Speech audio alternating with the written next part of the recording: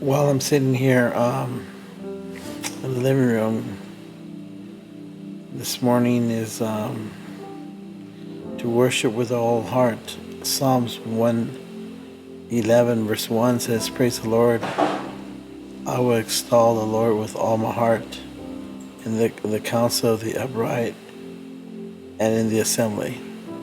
I'm going to lift up his name in front of everyone. I'm going to worship him.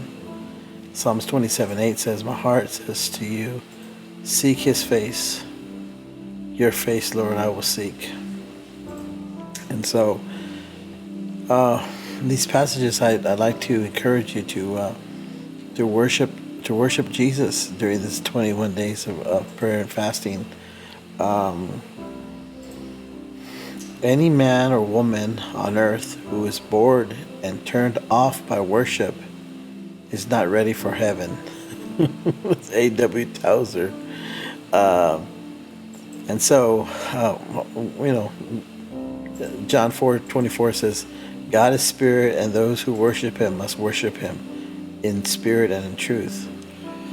So, I'd like to encourage you this today is to worship the Lord, to focus on him,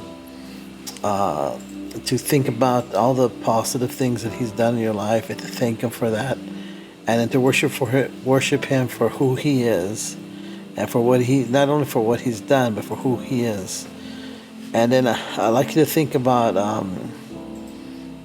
what has changed in your life from being in God's presence. What has changed in your life from being with him and knowing him, and look at the things that your life is not what it used to be because of what he's done. And then when you worship the Lord, in everything that you do, not just in the singing and the Sunday morning experience, or when you put on Christian music, but we worship the Lord in everything that we do. What is that?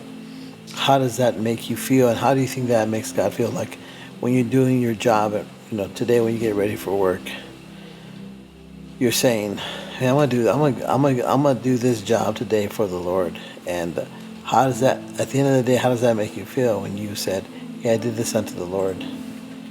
And so, when you pray that you would continue to be humble and still that you would be able to come to the Lord confidently and just kind of just be real and be just invite the Lord to keep you humble, and that you would be more just fully in God's will every day as you worship him,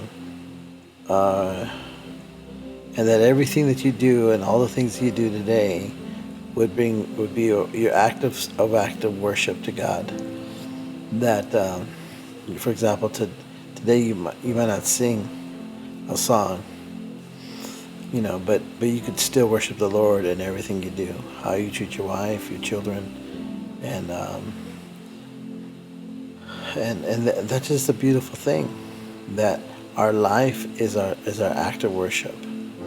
Also, I'd like to recommend that you really make it a physical worship, that your commute or the music you listen to today, put on some Air One, put on your favorite worship CD, and just worship the Lord and sing out loud in your car, and see how much that will be a blessing in your life. All right.